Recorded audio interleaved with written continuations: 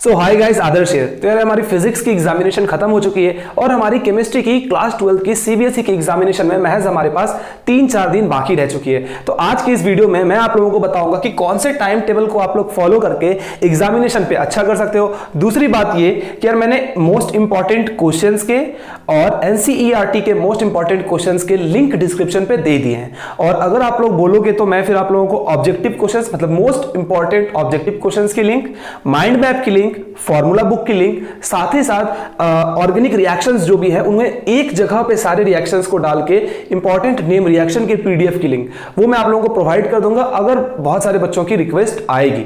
अच्छा, अभी यार हमारी फिजिक्स की एग्जामिनेशन खत्म हुई है, बहुत सारे बच्चे सदमे में होंगे शायद, क्योंकि फिजिक्स बहुत सारे लोगों को पसंद नहीं आता है। बट अब ये बहुत ज्यादा इंपॉर्टेंट है कि हम लोग फिजिक्स को थोड़ा पीछे रख के आज का ये जो हमारा दिन रहा है, हो सकता है कि जिन बच्चों की एग्जामिनेशन खराब गई होगी उनके लिए बहुत मुश्किल दिन होगा, और जिन बच्चों की एग्जामिनेशन अच्छी गई होगी उनके लिए काफी अच्छा दिन होगा। तो क्वेश्चन पेपर को एक ऐसे जगह पे जाके रख देना है जहां पे अभी आप लोगों को 2-3 दिन तक वो पेपर हमें ना दिखे। ठीक है, करेंगे कि हम लोगों को पास कैसे होना है। जिन बच्चों को सिर्फ पास होना है 70%, अगर जिन बच्चों को सिर्फ 70% मार्क्स चाहिए तो वो कैसे आ सकती हैं, और जिन बच्चों को 90+% मार्क्स चाहिए उनको वो चीजें कैसे मिल सकती हैं। ठीक है, सबसे बड़ा डाउट हमारे पास क्या आता है कि भैया इनऑर्गेनिक केमिस्ट्री में मेरे बहुत सारे डाउट्स आ रहे हैं, कैसे पढ़ना चाहिए मुझे इनऑर्गेनिक केमिस्ट्री, और मुझे ऑर्गेनिक केमिस्ट्री में बहुत सारे डाउट्स आ रहे हैं, कैसे याद करूं, कैसे मुझे पढ़ना चाहिए। तो वो वाली डाउट ना वीडियो के एंड होते होते आपकी पूरी तरीके से गायब सी हो जाएगी, तो वीडियो को बहुत ही अच्छे से देखना। देखो यार, मैंने हमेशा कहा है कि हमारी जो केमिस्ट्री की एग्जामिनेशन होती है उसमें ज्यादातर ये इंपॉर्टेंट होता है कि आपको कितनी चीजें याद है। रिमेंबरिंग ज्यादा इंपॉर्टेंट होता है रेदर देन एप्लीकेशन। हमारी फिजिक्स में एप्लीकेशन जरूरत थी, यहां पे हमारी रिमेंबरिंग इसके लिए ज्यादा इंपॉर्टेंट है। अच्छा, तो आज की हमारी जो टाइम टेबल स्टार्ट होगी, हमारे पास दिन कितने बाकी रह जाते हैं? 3rd, 4th, 5th और 6th।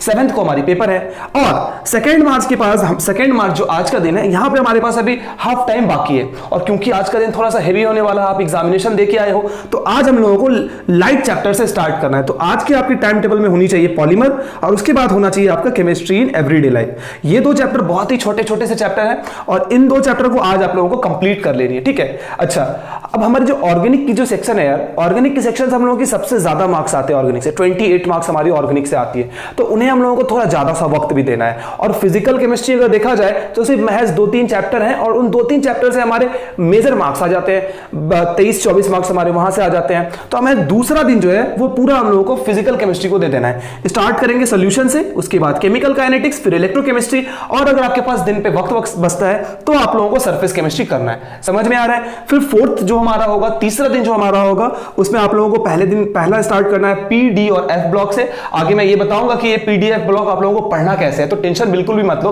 बहुत ही इजी वे में हम लोग सारी चीजों को कंप्लीट करेंगे। उसके बाद मेटलर्जी और कोऑर्डिनेशन केमिस्ट्री। 5वें दिन हम लोगों की ऑर्गेनिक केमिस्ट्री स्टार्ट होगी। पहले आप लोगों को करना है हेलो अल्कीन्स और हेलो अरीन्स, फिर आप लोगों को करना है अल्कोहल, फिनॉल, ईथर, उसके बाद आप लोगों को करना है नाइट्रोजन कंटेनिंग कंपाउंड्स। क्यों? क्योंकि अगर मैं यहां पे आप लोगों को ये बोल दूं कि बाबू आप लोग अल्डिहाइड, कीटोन और कार्बोक्सिलिक एसिड करो, तो फिर ये अल्कोहल, फिनॉल और ईथर भी बड़ी चैप्टर हो जाती है, और अल्डिहाइड, कीटोन और कार्बोक्सिलिक एसिड भी आप लोगों के लिए बड़ी चैप्टर हो जाती है। तो इस वजह से आप लोगों को नाइट्रोजन कंटेनिंग कंपाउंड्स करनी है, जो कि थोड़ी सी छोटी होती है, और अगले दिन फिर आप लोगों को अल्डिहाइड, कीटोन और कार्बोक्सिलिक एसिड, और फिर आप लोगों को बायोमोलिक्यूल्स ये करना है, और बाकी जो वक्त बचता है फिर आप लोगों को छोटी छोटी चीजें रिवाइज करनी है, और फिर सारी चीजें चलती रहेंगी। समझ में आ रहा है आप लोग? तो सबसे पहले हम लोग देखते हैं कि इस वीडियो में आप लोगों को कंटेंट क्या मिलने वाली है। मैंने आप लोगों को यार 120 इंपॉर्टेंट क्वेश्चंस दिए हैं, साथ ही साथ एनसीईआरटी के इंपॉर्टेंट क्वेश्चंस दिए हैं, और इंपॉर्टेंट रिएक्शंस मैंने दिए हैं इसमें। ठीक है, ऑर्गेनिक के मैंने इंपॉर्टेंट क्वेश्चंस नहीं दिए। रीजन ये है कि ऑर्गेनिक में यार हमारी एनसीईआरटी की जो बुक है वो टोटल जितनी पूरी बुक है वो पूरी बुक ही इंपॉर्टेंट हो जाती है। लेकिन अगर जिन बच्चों ने अभी तक नहीं पढ़ाई करी है, जिन बच्चों ने अभी तक पढ़ाई नहीं करी है, या फिर उनकी सिलेबस अभी तक वहां तक पहुंची नहीं है, कंप्लीट नहीं हुई है, उनके लिए मैंने इंपॉर्टेंट रिएक्शंस के एक चार्ट दिए। आप उस इंपॉर्टेंट रिएक्शंस को याद कर लो, और उस इंपॉर्टेंट रिएक्शंस को याद करने के बाद आप लोगों को एनसीईआरटी के जो मैंने इंपॉर्टेंट क्वेश्चंस बताए हैं वो इंपॉर्टेंट क्वेश्चंस आप लोगों को कर लेना है। बाकी बची फिजिकल केमिस्ट्री, इनऑर्गेनिक केमिस्ट्री, इसके मैंने इंपॉर्टेंट क्वेश्चंस भी दिए हैं, और एनसीईआरटी के इंपॉर्टेंट क्वेश्चंस दिए हैं। ये दोनों को आप लोगों को करना है, और अगर ये तीनों चीज को अगर आप अच्छे से कर लेते हो तो मिनिमम आपके 80% मार्क्स तो आएंगे ही आएंगे, मिनिमम। उसके बाद आप कैसी तैयारी करते हो, कैसा आप पेपर लिखते हो, उस चीज के ऊपर डिपेंड करता है कि आपको और कितने मार्क्स आ सकते हैं। लोगों को जो हमारी 1 नंबर की जो क्वेश्चन होती है, जो हमारा सबसे पहला जो क्वेश्चन होता है 1 नंबर का क्वेश्चन, उस पर आप लोगों को 2 से 3 मिनट का टाइम देना है। तो 2 मार्क्स का जो क्वेश्चन होता है उसमें हम लोगों को एक क्वेश्चन के ऊपर 3 से 4 मिनट का समय देना है। जो 3 मार्क्स की क्वेश्चन है उसमें हम लोगों को 5 से 6 मिनट का समय देना है। और जो हमारी 5 मार्क्स की क्वेश्चन है वो हम लोगों को उसमें हम लोगों को 15 से 20 मिनट का समय देना है। अच्छा भैया, जो हमारी 5 मार्क्स की क्वेश्चन है, क्योंकि मेरी सिलेबस अच्छी कंप्लीट नहीं हुई है तो मैं कैसे पढ़ूं कि मेरे 5 मार्क्स से सारे क्वेश्चन सही हो जाए। देखो यार, हमारी 5 मार्क्स की जो क्वेश्चन होती है उसमें एक क्वेश्चन आप लोग अभी से गांठ बांध करके रख लो कि आपकी नेम रिएक्शन के ऊपर एक क्वेश्चन आएगी ही आएगी 5 नंबर में। ठीक है, 5 नंबर का क्वेश्चन हमारा कितना होता है? 3 क्वेश्चन हमारे 5 नंबर के आते हैं। उन 3 नंबर के 3 क्वेश्चंस में से एक क्वेश्चन हमारा नेम रिएक्शन पे होगा। और अगर आप क्लास 12 की पूरी नेम रिएक्शंस को अगर आप देखोगे तो मुश्किल से 13-14 नेम रिएक्शंस है हमारे पास।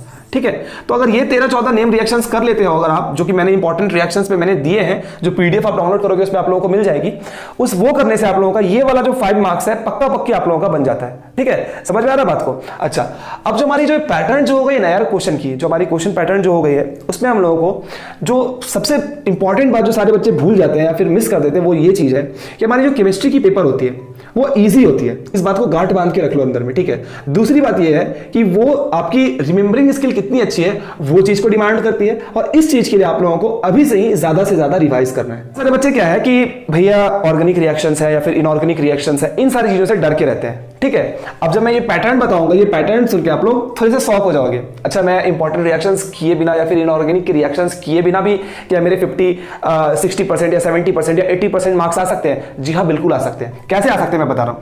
देखो यार, केमिस्ट्री की जो पेपर होती है उसमें गिव रीजन टाइप के क्वेश्चंस, जैसे कि हमारे PCl 5 है तो उसमें एक इक्वेटोरियल बॉन्ड होती है, एक हॉरिजॉन्टल जो बॉन्ड होती है, तो उसमें वो पूछेगा कि इक्वेटोरियल बॉन्ड लंबी या फिर छोटी क्यों होती है। ठीक है, राम का भाई श्याम क्यों है, आदर्श भैया की यूट्यूब चैनल ही क्यों है, ये एजुकेशनल वीडियो ही क्यों बनाते हैं, गिव रीजन, आप मेरी वीडियोस को क्यों देख रहे हो, गिव रीजन। इस टाइप के क्वेश्चंस होते हैं। तो गिव रीजन टाइप के क्वेश्चंस होते हैं, वो 45 से 50 मार्क्स के क्वेश्चन वो आते हैं। ठीक है, दूसरी बची हमारी रिएक्शंस, जो जैसे कि मैंने यहां पे बताया आप लोगों को नेम रिएक्शन, वैसा ही जैसे कि हमारी ऑर्गेनिक की रिएक्शंस और इनऑर्गेनिक की रिएक्शंस, वो दोनों चीज मिला के आपके 10 to 15 मार्क्स होते हैं। उसके बाद आता है हमारा कन्वर्जन, एक रिएक्शन से दूसरे, जैसे कि एक स्पेसिस से सपोज ऐसा करके दिया रहेगा, A react with something gives B, फिर react with something gives C, ऐसा करके क्वेश्चन रहेगा। ये वाले जो है कन्वर्जन्स है ये 5 से 10 मार्क्स के होते हैं। ठीक है, उसके बाद आता है हमारा न्यूमेरिकल्स।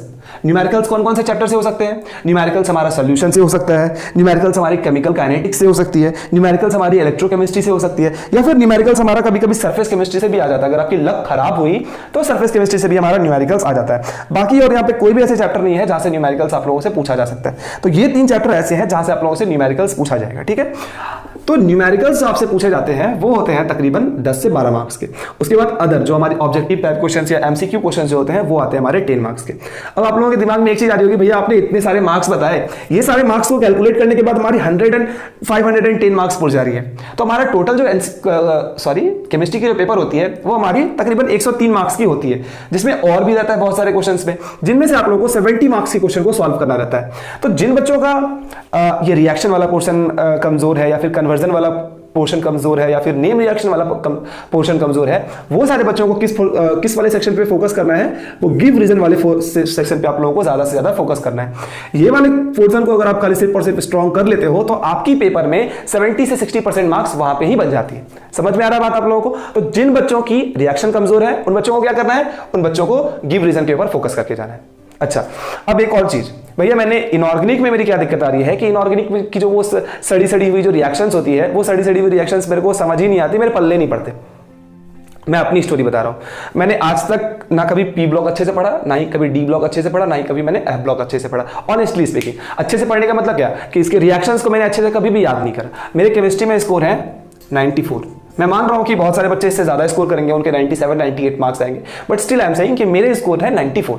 मुझे 94 मार्क्स आए थे, और मैं पी ब्लॉक के, डी ब्लॉक के, एफ ब्लॉक के, इन सारे किसी भी क्वेश्चंस के मैंने रिएक्शंस को मैंने याद नहीं किया था। मैंने कौन से क्वेश्चंस को अटेम्प्ट किया? देखो, हमेशा आप लोगों के पास ऑप्शन दिया जाएगा, आप लोगों को या तो रिएक्शंस लिखनी होंगी या फिर आप लोगों को गिव रीजन देना होगा।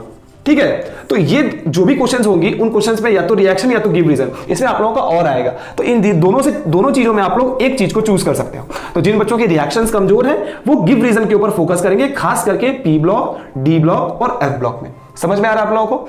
ऐसा क्यों? क्योंकि कई बार क्या होता है कि देखो, हम लोगों के जब कॉपी चेक होने के लिए आती है एग्जामिनर के पास, तो उनके पास एक दो कॉपी नहीं होती है, उनके पास बहुत सारे कॉपी होते हैं। तो जब बच्चे गिव रीजन लिखते हैं तो ना वो उनके पास वो समय होता है कि वो एक एक चीजों को अच्छे से पढ़े। तो अगर आपसे ऊंच नीच भी होती है तो सपोज अगर वो 3 मार्क्स का क्वेश्चन है, अगर आपको सच में कुछ नहीं आता है बट आपने अटेम्प्ट किया और आपने कुछ हद तक सही भी लिख दिया, तो 3 मार्क्स की जब क्वेश्चन होगी तो उसमें वो अगर कितना भी अगर काटते हैं तो वो 1.5 मार्क्स देंगे। कई बार ऐसा होगा कि आपको 2 मार्क्स मिलेगा, या फिर कई बार ऐसा भी होगा कि आपको 1 मार्क्स मिल जाएगा, ठीक है। लेकिन अगर आपकी रिएक्शंस अगर आपकी ये रिएक्शन सही होती है फिर तो आपको फुल मार्क्स मिलता है, लेकिन अगर ये रिएक्शन गलती होती है तो आप लोगों को 0 मार्क्स मिलता है। समझ में आ रहा बात आप लोगों को? तो जिन बच्चों की रिएक्शंस कमजोर है उन लोगों को गिव रीजन के ऊपर फोकस करना है, ठीक है। और सेम गोज टू ऑर्गेनिक में भी हमारा यही होता है। अगर आपसे रिएक्शंस याद नहीं हो रहे हैं तो आप लोगों को सिर्फ ये वाली चार्ट याद कर लेनी है जो मैंने दी है, इंपॉर्टेंट रिएक्शंस की जो मैंने चार्ट दी है, बस ये वाली रिएक्शंस को आप लोग बस याद कर लो। मतलब कन्वर्जन अगर आपसे नहीं हो पा रही है देन, अगर आपसे कन्वर्जन नहीं हो रही है तो ये वाली इंपॉर्टेंट रिएक्शन की चार्ट को याद कर लो। उससे आप लोग की 5 मार्क्स की 100% क्वेश्चंस आएगी और उससे कहीं ना कहीं आप लोगों को ये अंदाजा लग जाएगा कि मुझे गिव रीजन वाले क्वेश्चंस को कैसे आंसर करना है। समझ में आ रहा बात? अब कुछ बच्चे ऐसे भी होंगे जिनको अभी भी ऐसा लग रहा होगा कि भैया मुझे पास होना है, मुझे डर लग रहा है, मुझे पास होना है, तो मैं पासिंग के लिए क्या करूं? हमारे पास कितने सारे चैप्टर है, देखो फिजिकल केमिस्ट्री से हमारी 23 मार्क्स की क्वेश्चन आती है, इनऑर्गेनिक केमिस्ट्री से हमारी 19 मार्क्स की क्वेश्चन आती है, वही हमारी ऑर्गेनिक केमिस्ट्री से 28 मार्क्स की क्वेश्चन आती है।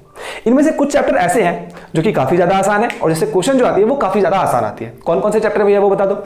तो जो बच्चे सिर्फ पास करने के लिए पढ़ रहे हैं, अभी भी उनको ऐसा लग रहा है कि वो फेल हो सकते हैं, उन लोगों को इन चैप्टर्स के ऊपर खासा फोकस करना है। पहला चैप्टर सॉल्यूशन, दूसरी हमारी केमिकल काइनेटिक्स, तीसरा चैप्टर हमारा आता है इलेक्ट्रोकेमिस्ट्री, चौथा चैप्टर आप लोगों को पढ़ना है वो सरफेस केमिस्ट्री, एक आप लोगों को कोऑर्डिनेशन केमिस्ट्री पढ़ना है, फिर आप लोगों को हेलो अल्किन्स और हेलो अरीन्स पढ़ना है, बायो मॉलिक्यूल्स और पॉलीमर और केमिस्ट्री इन एवरीडे लाइफ। तो 4 चैप्टर यहां से 4, एक 5, एक 6, 2 8 और एक 9। तो ये 9 चैप्टर्स आप लोगों को मिनिमम पढ़ के जाना ही जाना है, ठीक है। अब इन चैप्टर्स को भैया मैं पढ़ूं कैसे? इन चैप्टर्स को मैं पढ़ूं कैसे? क्योंकि आपने अब चूज कर लिया कि मुझे 9 चैप्टर्स ही पढ़ने हैं।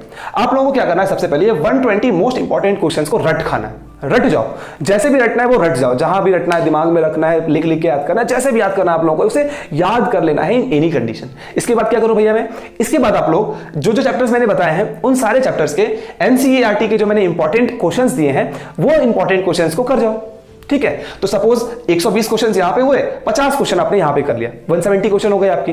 170 क्वेश्चंस करने के बाद इंपॉर्टेंट रिएक्शंस को आप लोग याद कर जाओ। आप ये सोच रहे हो ना कि शायद आप लोगों को भैया मुझे कितने मार्क्स आएंगे, मैं कितने मार्क्स ला पाऊंगा, मैं पास हो जाऊंगा, तो आप ये उम्मीद कर रहे हो कि आपको 25 या 30 मार्क्स आएगी। अगर आप जितना मैंने बताया अगर आप वो चीज ही अगर कर लेते हो तो आपको यही चीजें 40 से यही चीजें बढ़ के आपकी 35 से 40 के बीच में आ जाएगी। 35 से 40 आने का मतलब क्या है भैया ये बताओ मुझे। जहां आप ये उम्मीद कर रहे थे कि आपको 50% मार्क्स आएगी, वहीं आपकी ये मार्क्स 60 से 70% हो जाने वाली है। ये उन बच्चों के लिए मैं बता रहा हूं जो सिर्फ पास होने के लिए पढ़ रहे हैं, उनको बस ये डर लग रहा है कि मैं किसी तरीके से पास हो जाऊं, ये उनके लिए मैं बता रहा हूं। और मैंने जितना शुरुआत में जो मैंने चीजें बताई है कि कैसे कैसे आप लोगों को पढ़ना है, क्या क्या चीजें आप लोगों को करना है, जो लूप होल्स है एग्जामिनेशन के, उस लूप होल्स को कैसे यूज करना है हम लोगों को। अगर रिएक्शंस नहीं आ रही है तो मैं क्या कर सकता हूं, अगर मुझे रिएक्शन आ रही है तो मैं क्या कर सकता हूं, उतनी सारी केस के बाद भी जो बच्चे पास होना चाह रहे हैं वो इस तरीके से जाएंगे। बाकी यार बहुत सारे मेहनत करके मैंने ये इंपॉर्टेंट क्वेश्चन बनाया है, दोस्तों के साथ प्लीज शेयर करना इसे। और वीडियो कैसे लगी जरूर मुझे कमेंट बॉक्स में कमेंट करके बताना। मैं उम्मीद करता हूं कि ये वीडियो बहुत ज़्यादा से ज़्यादा लोगों तक पहुंचेंगी। और क्या क्या कर लेना आप लोगों को, जिन बच्चों के पास नोट्स नहीं है मैं नोट्स भी दे दे रहा हूँ, जिन बच्चों के पास इंपॉर्टेंट क्वेश्चंस नहीं है वो तो मैं दूंगा ही, एनसीईआरटी के भी इंपॉर्टेंट क्वेश्चंस दूंगा होंगी, माइंड मैप चाहिए होगा, रिवीजन नोट्स चाहिए होंगी, तो चैनल को सब्सक्राइब करो और कमेंट बॉक्स में मुझे कमेंट करके बता दो। फिलहाल के लिए लेता हूँ अलविदा, मिलेंगे अगले सप्ताह और एजुकेशनल वीडियो के लिए, तब तक के लिए बाय बाय।